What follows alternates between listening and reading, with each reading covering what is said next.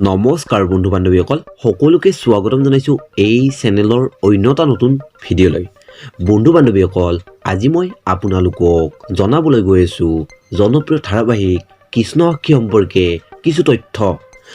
আশা কৰোঁ ভিডিঅ'টো চাই নিশ্চয় ভাল পাব।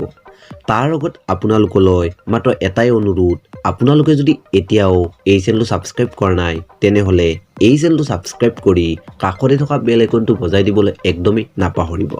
গতিকে পলম নকৰি বলক ভিডিঅ'টো আৰম্ভ কৰোঁ।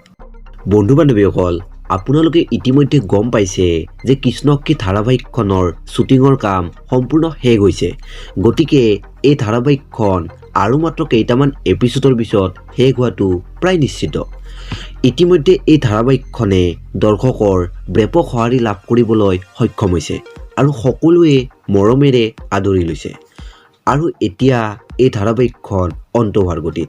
যদিও এই ধাৰাবাহিকখন কেতিয়া শেষ হ'ব পাৰে এতিয়াও সঠিকভাৱে জানিব পৰা হোৱা নাই, তথাপি যিহেতু শ্বুটিঙৰ কাম সম্পূৰ্ণ শেষ হৈছে তো এই ধাৰাবাহিকখন কেইটামান এপিছডৰ পিছত শেষ হোৱাটো একেবাৰে নিশ্চিত।